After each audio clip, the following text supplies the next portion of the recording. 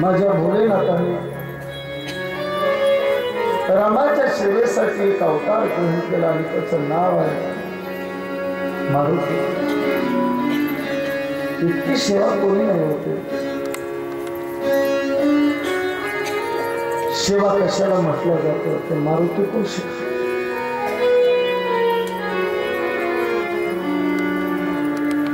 ज्याच्यामध्ये उत्तम सेवकाचे गुण आहेत तोच उत्तम स्वामी बनू शकतो हे लक्षामध्ये घ्या. जिथे जिथे नारायणाचा अवतार झाला त्या त्या अवताराची सेवा करण्यासाठी भोलेनाथ अनंत रूपाने त्या ठिकाणी खूप सुंदर चरित्राने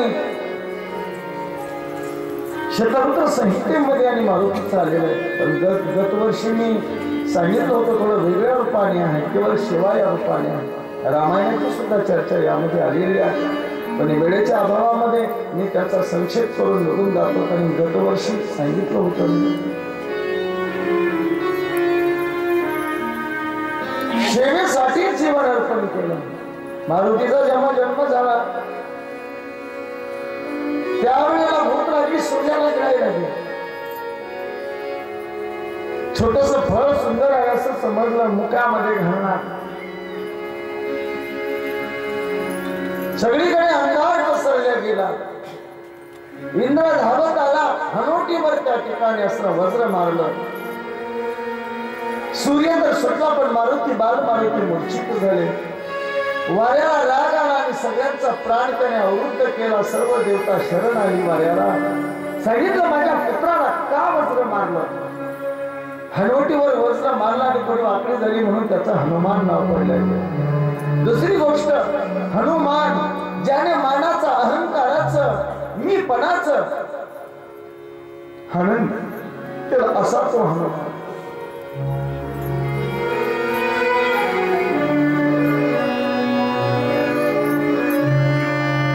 सर्व देवता आली, आशीर्वाद देऊ लागली मारुतीला वाऱ्याला प्रसन्न करण्यासाठी. नारायणाने माझा आजपासून सुदर्शन याला काही करू शकणार नाही. ब्रह्मदेवाने ब्रह्मास्त्र याचं काही वाकडं करू शकणार नाही. इंद्र आला, इंद्राने सांगितलं माझं वज्र याच्यावर असताना आजपासून चालणार नाही. हा वज्र पिढी बनला. ज्याला गिळलं होतं तो सूर्य तडतड कापत म्हणला काय द्याल तुम्ही. म्हणले काही नाही बाबा, ज्यावेळेस तुला विद्याभ्यास करायचा असेल ना त्यावेळेला मी म्हटलं असताना तुझा गुरु पण मी स्वीकारेल आणि तुला विद्याभ्यास तुझा पूर्ण करून घे.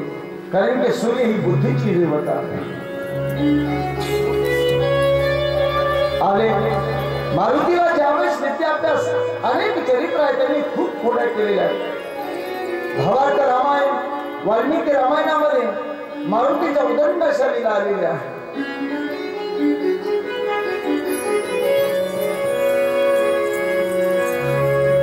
बाल मारुती यज्ञासह क्रीडा, जसे आपली लहान मुलं चांगली जरी असली तरी अनेक क्रीडा करतात, नुकसान करतात, त्रास देतात, त्याच न्यायाप्रमाणे यज्ञ करणाऱ्या ऋषींना उचलावर म्हणायचं, समुद्रावर जाऊन म्हणले फेकू का, फेकू. ऋषींनी असं म्हणावं अरे मारुती असं नको करू बाबा, त्रास नको देऊ, विध्वंस यज्ञाचा करावा. सर्व ऋषींना राग यायचा पण त्यांना वाटायचं की हा महारुद्र आहे, क्रीडा करतोय, आणखी विवेक जागा झालेला नाही. म्हणून सर्वांनी ब्रह्मदेवाकडे गेले, म्हणले या मारुतीचा काहीतरी बंदोबस्त करा, हे आम्हाला भजन करून देत नाही, सर्व लीला करतो. सांगितलं आहे ऋषींना याला काय करायचं, छोटा शाप द्या म्हटलं. मोठा देऊ नका पण छोटासा द्या. छोटा म्हणजे कसा, आणि सर्व ऋषींनी सांगितलं जा मारुती, कारण की हा महान बलिशाली होता. एक सांगू, जे लहानपणी अति विचित्र असतात ना ते खूप पुढे सज्जन होतात आणि खूप पराक्रमी होतात ती बालक. कारण की त्यांच्याकडे असं असतं, बुद्धीचं चातुर्य असतं, पण ते वापरावरून याच्या आणखी विवेक जागा झालेला नसतो, म्हणून ते तिसरीकडे वापरते. म्हणून जोपर्यंत बुद्धीला विवेकाची धार देणारा सद्गुरू जोपर्यंत याला मिळत नाही, याची भेट होत नाही, तोपर्यंत याचं ज्ञान आणि सामर्थ्य हे लुप्त राहील. अनेक लीला आहेत त्याच्यामध्ये. मारुतीला जेव्हा विद्याभ्यास घेण्याची असणारी आठवण आली, सूर्य भगवंताकडे गेला. सूर्याने पाहिलं मारुती येत आहे, सूर्याचा सारखी अरुणाने पाहिलं मारुती गिळायला आला का काय डबल, आणखी थरथर कापू लागला. लांबूनच सूर्याने विचारले मारुती काय यायला, विचार त्याला. ओ मारुती महाराज काय म्हणले, काही नाही मूर्तीकडे आलो म्हणजे विद्या घ्यायला. सूर्याला वाटलं तवाच कसा तरी सुटलो, आणखीन पकडलो सारथीला सांगितलं कसं तरी लाव. म्हणले टाइम नाही त्यांच्याकडे. नाही नाही म्हणले मला घ्यायची म्हणजे घ्यायची, नंतर कधी या. म्हणले नाही आताच घ्यायचं. हो पण म्हणले घेणार कशी, मला एका जागा थांबता येत नाही. विद्या घ्यायची म्हणजे अभ्यास घ्यायचा म्हणजे थांबावं लागेल. म्हणले थांबावं लागेल, जा तुम्ही, नाही देता येणार. सांगितलं त्याची चिंता करू नका म्हणले गुरुदेव, तुमच्या बरोबर चलतो म्हणले. चलत चलतच तुम्ही विद्या द्या म्हणा. अरे पण बाबा समोरासमोर पाहिजे ना, बरोबर न जाणून कशी विद्या देता येईल. म्हणलं गुरुदेव चिंता करू नका, तुम्ही सवासाला मी उलटो चलतो म्हणले. पण चालता चालताच अभ्यास होतो. आणि 24 तासामध्ये मारुतीने सर्व शास्त्र पारंगत केली, म्हणून ते त्याला बुद्धिमताम वरिष्ठम म्हणतात. गुरु दक्षिणेमध्ये काय देणार हा प्रश्न आला. काय ना गुरुदेव आपल्याला दक्षिणा. म्हणलं काय थोडी केली नाही दक्षिणा काय कमी झाली का. नाही नाही म्हटले गुरुदेव, दक्षिणा देणं हे माझं इथे कर्तव्य आहे. मला इच्छित दक्षिणा असताना देतो. काय सेवा करू. सांगितलं मारुती काही नाही, माझा पुत्र सुग्रीव आहे आणि इंद्राचा पुत्र वाली आहे. ते भूतलावर किष्किंधेमध्ये दोघे जण असताना भाऊ म्हणून आहे. परंतु हा वाली सुग्रीवाला सदैव त्रास देतो. म्हणून एक काम कर, त्या माझ्या पुत्राची असताना तू सेवा कर. जोपर्यंत तो तुला मुक्त करत नाही, तुला मोकळी सुटका देत नाही, तोपर्यंत त्याचं रक्षण आणि सेवा कर. हे गुरुदेवाला वचन दिलं त्यांनी. म्हणून सुग्रीवाबरोबर मारुती विनाकारण नव्हते बाबा. सेवा कशी असते, वचन कसं असतं जरा मारुती करून शिका. पुन्हा खूप मोठ्या रामायण सगळ्याच उल्लेखित आलेला आहे. अनेक प्रसंगही छोटे मोठे याच्यामध्ये दिलेले आहे. किष्किंधेमध्ये आले, सुग्रीवाचं दास्यत्व पत्करलं. वालीने असं सुग्रीवाचं राज्य हडप केलं. त्याच्यावर शंका उत्पन्न करून त्याला असणारं राज्य आपल्याकडे घेतलं आणि मारण्यासाठी उद्युक्त झाला. ऋष्यमुख पर्वतावर त्या ठिकाणी नर नील जांबुवंत अंगद आणि सुग्रीव हनुमंत असे राहू लागले. मारण्यासाठी टपलेला होता कोण हा वाली. परंतु ऋष्यमुख पर्वतावर त्याला शाप होता म्हणून कधी वाली जात नव्हता आणि तिथे राहत होते. शेवटी इकडे रामाचा वनवास झाला. सीतामाईला असताना रावणाने नेलं. आपली अयोध्या असणाऱ्याला ऋष्यमुख पर्वतावर मा जानकीने ते सुपूर्द केली.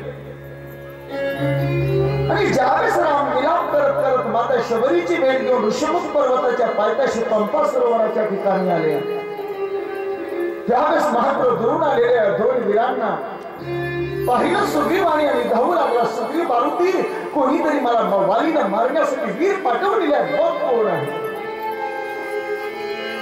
उड्डाण केला मारुतीने आणि पायथ्याशी आले. रामावर दृष्टी पडता क्षणी या विश्वाचं सामर्थ्य मारुतीच्या अंगामध्ये प्रगट झालं. स्फुरण चढल्या गेलं आणि त्यावेळेस मारुतीने ओळखलं की हे कोणी सामान्य नाही, तर साक्षात माझं आराध्य दैवत आणि माझे सद्गुरू प्रभू रामचंद्र आहे याची ओळख पडली. आणि साष्टांग प्रणाम रामचरणावर त्या ठिकाणी केला. आणि इथून पुढे अखंड परत सेवा या रामचरणाची केली.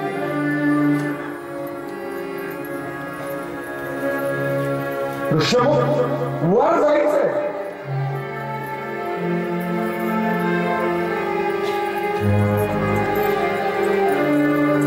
एक सांगू का, संत केवळ या जीवाला भगवंताकडे घेऊन जात नाही, तर वेळ पडली तर भगवंतालाही या जीवाकडे घेऊन जातात, पण त्याचा उद्धार केल्याशिवाय राहत नाही. ही संतांची ताकद आहे.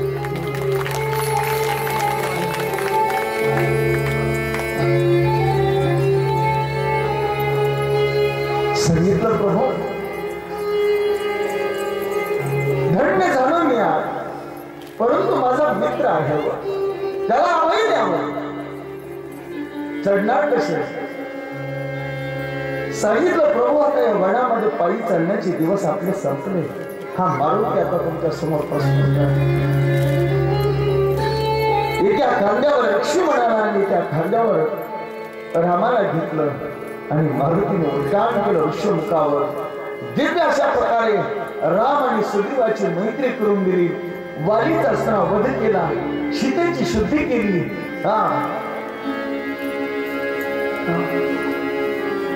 56 कोटी वानर, 72 कोटी गुलाम, 18 पद्म वानर, 56 कोटी रीस आणि 72 कोटी गुलाम अशी वानर सेना होती. किती? 18 पद्म वानर, 56 कोटी रीस म्हणजे अश्वर,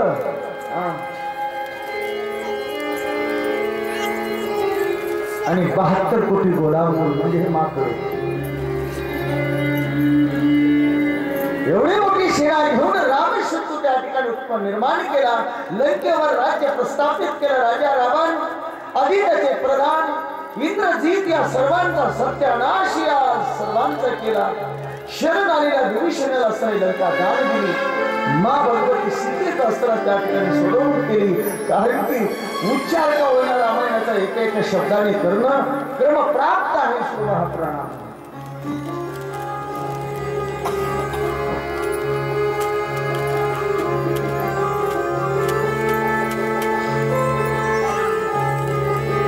परत आले पुष्पक विमानामध्ये आरूढ झाले सर्व. येत असताना परत ऋषी अगस्त्यांच्या आश्रमाला भेट दिली.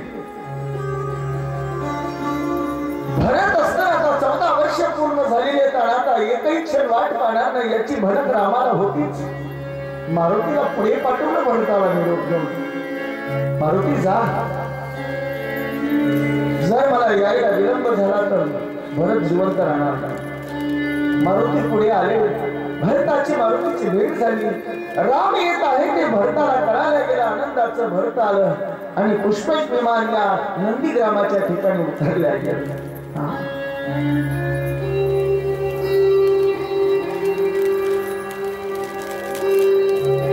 वाजत गाजत अयोध्येमध्ये असणाऱ्या रामाने प्रवेश केला.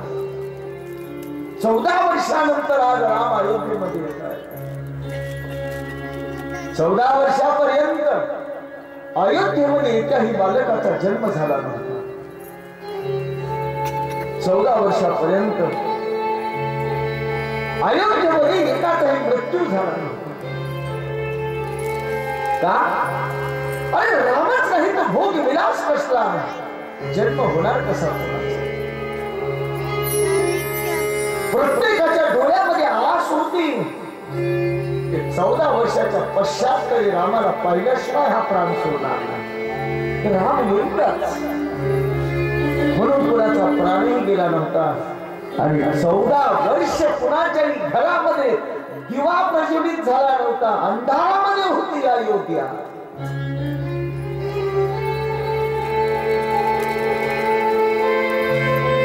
आज रामाचा नगरीत प्रवेश होत आहे हे पाहिलं आणि लक्षावधी दिव्यांनी असताना ही अयोध्या उजळली.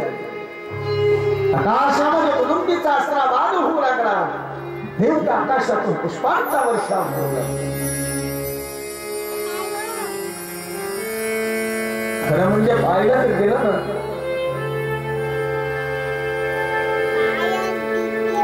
खूप चिर प्रतीक्षेनंतर सुद्धा आता अशीच घटना आता पुढील जानेवारी महिन्यामध्ये घडत आहे. काय अयोध्येमध्ये असणारा रामाचं पदार्पण आणि त्या ठिकाणी त्या मंदिराचा असणारा प्राण प्रतिष्ठा आणि त्या निमित्ताने होणारे पुढचा महिना म्हणजे महोत्सवाचा महिना राहणार. राम अयोध्या नवे नवे. राम म्हणजे अयोध्या आणि अयोध्या म्हणजे राम. त्याला भिन्न करता येणार नाही. पण प्रशस्त एक दर्शनीय त्या ठिकाणी स्थान त्याची निर्मिती झालेली आहे. या निमित्ताने मी एक सांगेल, काय तारीख आहे त्याची? 22 जानेवारी. 22 जानेवारीच्या दिवशी आपल्या घरामध्ये राम आगमनाची आणि त्या प्राणप्रतिष्ठेचा महोत्सव साजरा करा. दीप प्रज्वलित करा. मांगलिक सडेस मार्जन करा. आपली जी काही मंदिर देवालय असतील ते मारुतीचं असेल, महादेवाचं असेल, देवीचं असेल, कोण्याही देवी गणपतीचं असेल, ज्या ज्या देवतांचं आराध्यांचं दैवत असेल त्या ठिकाणी महोत्सव संपन्न करा. दीप उत्सव करा. फटाके ज्याच्या मला एक म्हणायचं की आनंद उत्सव साजरा करण्याच्या अनंत पद्धती आहे. शोभायात्रा करा.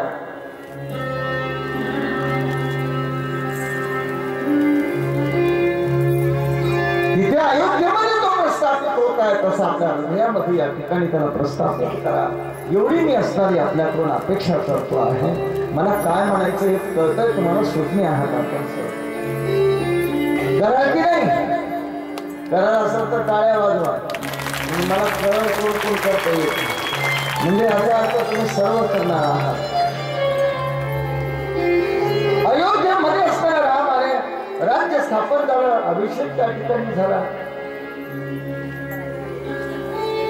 ज्याला त्याला काही ना काही देण्याची वेळ आली. विभीषणाला लंका दिली. सुग्रीवाला किष्किंधा. ज्याच्या इच्छेप्रमाणे सर्व काही दिलं. वानरांना आभूषण दिली. सर्व स्वागत समारंभ झाला. कित्येक महिने या द्वारकेमध्ये असणारी सर्वांच्या आनंदाने निघून गेली. कसा दिवस जातोय आणि कशी रात्र जाते कुणाला काही कळत नाही. एक समजू का परमार्थामधला आनंद काही निराळाच असतो.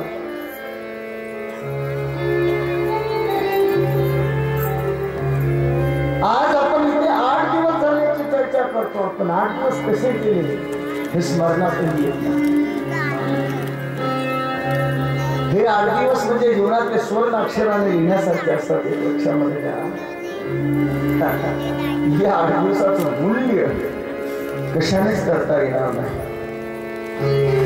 रामाच्या सानिध्यामध्ये सर्व सेना आणि वीर कसे दिवस जात आहेत कळत नाही. परंतु जाण्याची इच्छा होत नाहीये कोणाची. पण पाहुणं राहणार किती दिवस. विभीषणाने निरोप घेतला. चरणावर नमस्कार केला. प्रभू धन्य झालो या पामराला स्वीकार केला. लंकेचा राजा बनविलं. सदैव प्रभू आपली भक्ती या हृदयामध्ये राहू हेच केवळ द्यावं. नमस्कार केला आणि आपल्या सेनेसमवेत विभीषणही निघून गेला.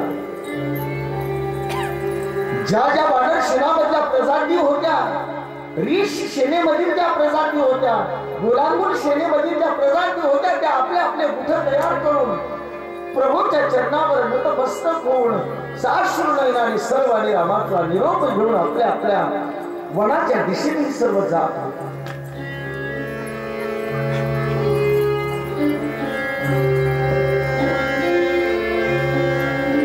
सुग्रीव सुद्धा त्या ठिकाणी निघाला. सर्व सेना बरोबर घेतली आणि सुग्रीवही प्रभूला नमस्कार केला आणि प्रभू आज्ञा द्यावी, कृपा असू द्यावी. धन्य झालो प्रभू या सामान्य जीवाला तुम्ही गुणामता सन्मान दिला. मैत्री मित्र म्हणून माझा स्वीकार केला. या ऋणातून तुम्ही मुक्त होणार नाही. वेळ आली मारुती जाण्याची.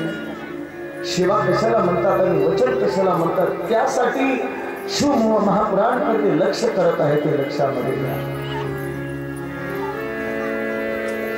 सर्व निघून गेली आणि मारुती विचार करत होते की मी काय करू.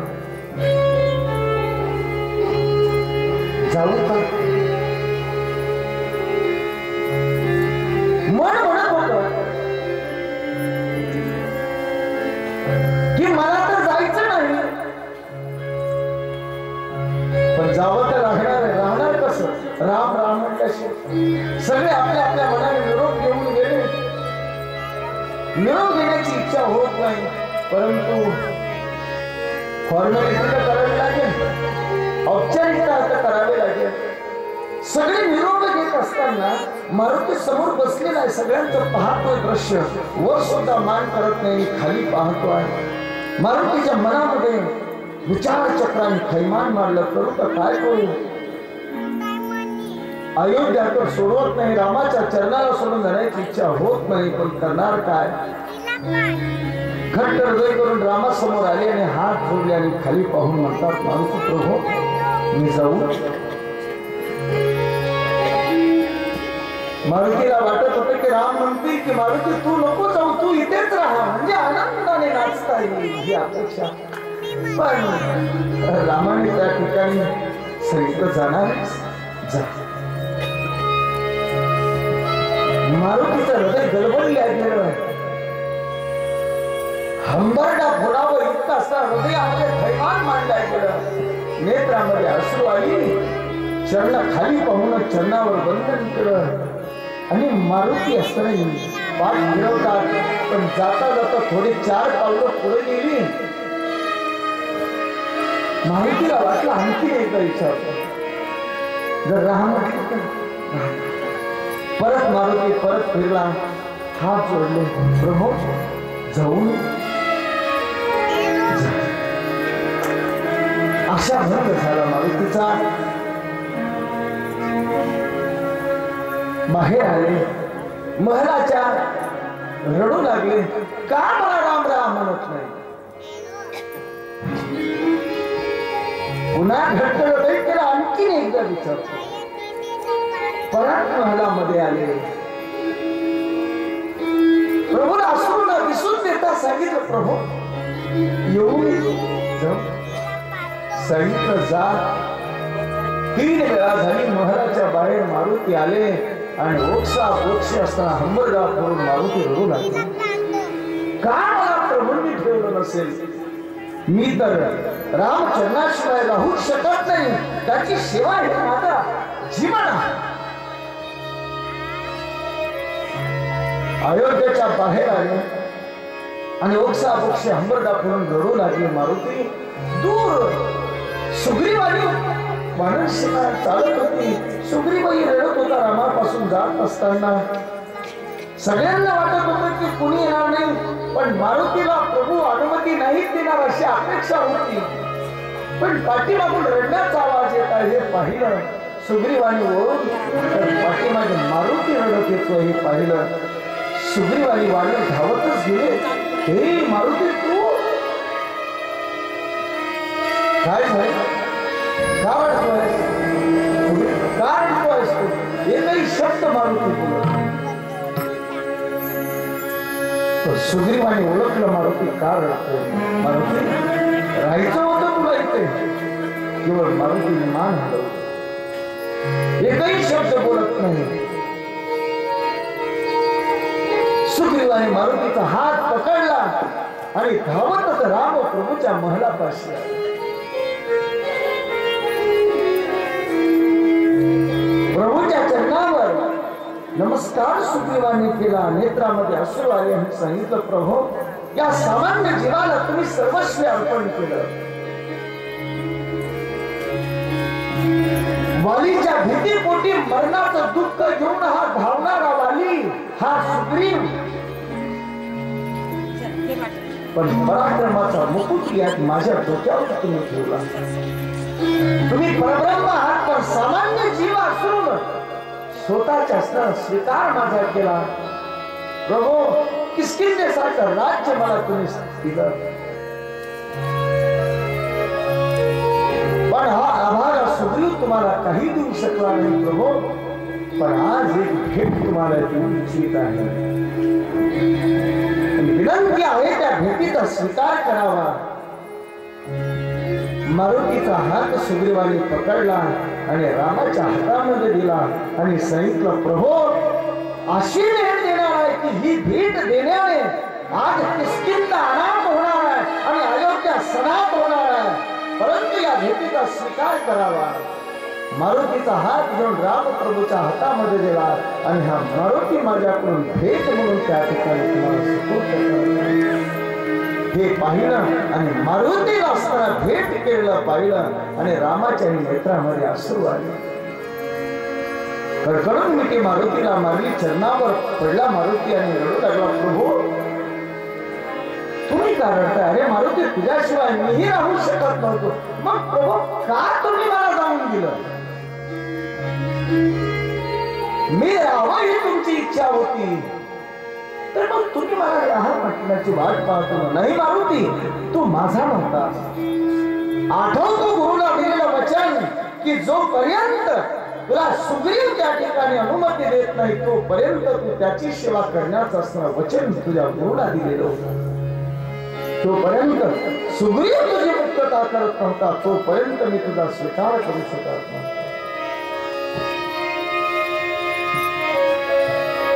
आज तुझी सुग्रीवाने मुक्तता दिली, त्याने प्रदान केला, आता तू माझा झाला. इथून पुढे सर्वस्वी माझं तुझं आहे. सेवा कशाला म्हणतात हे मारुतीकडून शिकलं पाहिजे.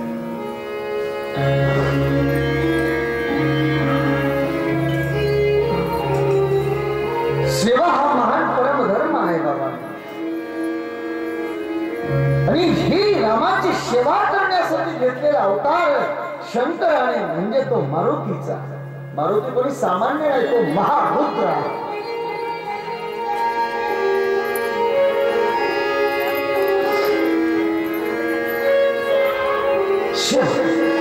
शिवाय जीवन उज्ज्वल बनत नाही.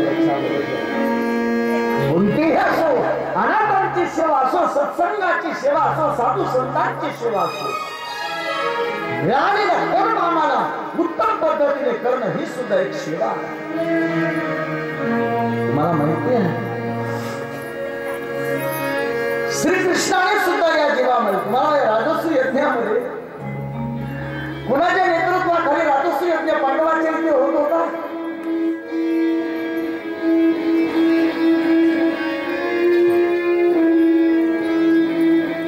कुणाच्या नेतृत्वाखाली होत होता राजस्व यज्ञ? हॅलो, भगवान गोपाल कृष्णाच्या नेतृत्वाखाली होत होता. पांडवाच्या राजस्व यज्ञाचं नेतृत्व कोणाकडे होतं? गोपाल कृष्णाकडे. तुम्हाला माहिती आहे या यज्ञामध्ये सगळ्या जबाबदाऱ्या देण्याचं काम कृष्णाकडे होतं, पण स्वतःकडे काय काम होतं माहिती आहे? कृष्णाकडे स्वतःसाठी काम कर आणि धन वाटायचं काम दुर्योधनाला दिलं, जीव घालण्याचं काम भीमाकडे सर दिलं, आणि साधू संतांची षोडशोपचारे पूजा करण्याचं काम राजा धर्माकडे दिलं. नकुल सहदेवाकडे दिलं. कोण्या राज्याला पराक्रमामध्ये जिंकून आणायचं असेल अर्जुनाकडे दिलं. पण या यज्ञामध्ये पत्रावर उचलण्याचं आणि झाडून काढण्याचं काम भगवंताने स्वतःकडे घेतलं.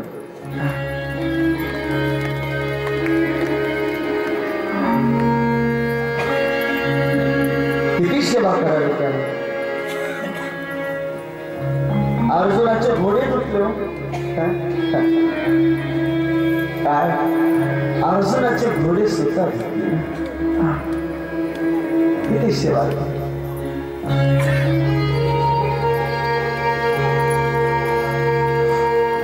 अर्जुनाचं काय सेवा केली नाही याने? सारथ्य केलं, शिवण म्हणून राहिला, चाकरी केली, घोडे धुतली. अर्जुन जर रथावर बसू लागला ना तर अगोदर जाऊन सर्व त्याचा शेला आणि धनुष्य रथावर ठेवावं. अर्जुन काय भाग्य होतं त्या पार्थाचं. वा धन्य. हाताने धरून अर्जुनाला रथावर बसवावं आणि स्वतः सारथ्य करायला बसावं. किती सेवेचे परमोच्च, किती इच्छा अर्जुनाच्या पूर्ण. एकदा वनामध्ये तर अर्जुनाला वाटलं एक सुंदर वन पाहिलं आणि या वनामध्ये विहार करत असताना अर्जुनाला आठवण झाली ती सुभद्रा. अरे सुभद्रा जर असती, ही सुभद्रा कोण आहे माहितीये? कृष्णाची भगिनी आहे. किती आनंद वाटला असता. रथावर सारथ्य करणाऱ्याने थोडे बाजूला गेले आणि मुंडकं फिरवलं, सुभद्रा बोलून आली, अगं सुभद्रे तू इथे कशी? म्हणजे काही नाही, सख्यांबरोबर विहार करत करत त्या वनामध्ये आलो होतो, आनंद वाटला आणि पूर्ण अख्खा दिवसभर आनंदाने त्या ठिकाणी विहार सुभद्राने अर्जुनाने केला. विहाराच्या असताना आनंदामध्ये आपल्या हातातली एक अंगठी काढली आणि सुभद्रेच्या पोटात घातली. कुणी? अर्जुनाने. दिवस समाप्त झाला आणि दुसऱ्या दिवशी त्या ठिकाणी मात्र भगवंताने पाहिलं, अर्जुनाने पाहिलं, जी आपली अंगठी होती ती कृष्णाच्या हातात होती. कोणाच्या हातात बघितली? सारथ्य करताना ज्या हातात अंगठी आहे त्या हात बोट पुढं करू करू घोड्यांना हात लागले. अर्जुन म्हटला, ही तर अंगठी मी तर सुभद्रेच्या बोटात घातली, याच्या बोटात कशी आली? म्हणजे आधी सुभद्रेला विचार, सुभद्रे तू वनात आली होती? म्हणजे नाही. कृष्णाने विचार, मी अंगठी तुझ्याकडे कशी? म्हणले काल सुभद्रेच्या बोटात घातली. आणि म्हणजे सुभद्रेची अंगठी तुझ्याकडे आली? म्हणजे ते सुभद्रेलाच विचार जाऊ. आणि हीच का सुभद्रा बनली होते बाबा. किती म्हणून सेवा करावी भक्तांनी. अशी रामांची सेवा करण्यासाठी मारुतीचा अवतार, कृष्णाची सेवा करण्यासाठी हा मारुतीचा अवतार. साधू संतांची सेवा हे ब्रीद वाक्य आहे. सुंदर सुंदर अशा अवतारांच्या कथा भूमिनाथांच्या आणि या रुद्र संहिते, शुद्ध रुद्र संहितेमध्ये आलेल्या आहेत. यानंतर पिप्पलाद ऋषींचा जो अवतार मी परवा दिवशी सांगितलं, जे पद्माचे पती पिप्पलाद ऋषी, हा सुद्धा अवतार भगवान भोलेनाथांचाच आहे. खूप कथा मोठी आहे, पण थोडक्यात केवळ काही उल्लेख करत निघून जातो पुढे. हा जो पिप्पलाद अवतार आहे ना,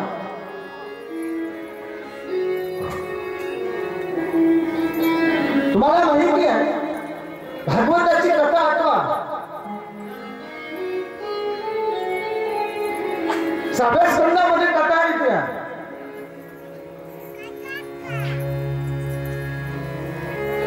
वृत्रासुराचा वध करण्यासाठी दधीची ऋषीच्या हाडापासून वज्र बनवलं होतं देवतांनी.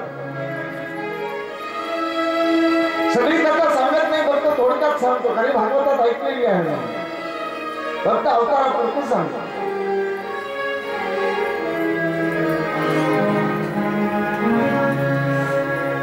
सर्व देवता दधीच्या ऋषीकडे गेली, वंदन केलं, प्रभो आपल्या काय दानामध्ये मागावं, प्रभू आपल्या रक्षण करा, आम्ही तुमच्याकडे भिक्षुक म्हणून आलेलो आहोत. म्हणले काय दान देऊ? म्हणजे तुमच्या स्वतःच्या अस्थी आम्हाला दान पाहिजे. काय अस्थी दान पाहिजे? धन्य आहे त्या भारताचे ऋषी, आणि स्वतःच्या प्राणाचा त्याग केला आणि आपल्या अस्थी त्या ठिकाणी दान केल्या देवतांना.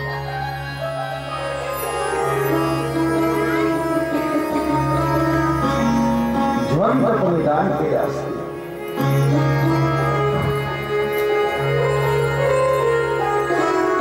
पण यावेळेला प्राण सोडत असताना यांची दधीची ऋषीची पत्नी ही गर्भवती होती. हिचं नाव आहे सुवर्चा.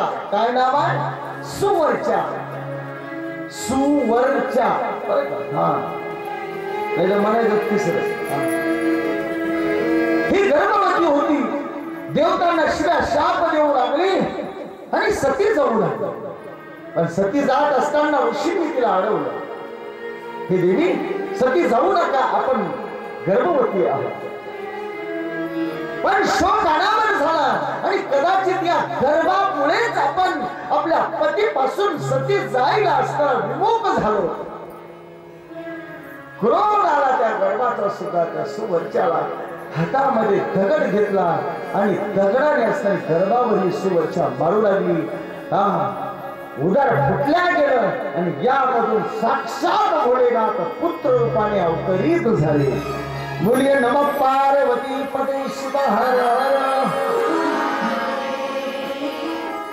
हा महान तेजस्वी अशा प्रकारचा पुत्र होता. पुत्राचा जन्म झाला आणि सासूवरच्या असणाऱ्या पती बरोबर अग्नीमध्ये आपला देह तिने समर्पित केला. याच ऋषी हाच पुत्र म्हणजे याला ऋषी पिप्पलाद म्हणतात. ज्याची काल तुम्ही पद्मा याचीच असणारी जी काही पत्नी आहे ती राजा अरण्यकाची पुत्री पद्मा. हे नाव लक्षात राहतात तुम्हाला तुमचं सांगितलं थोडे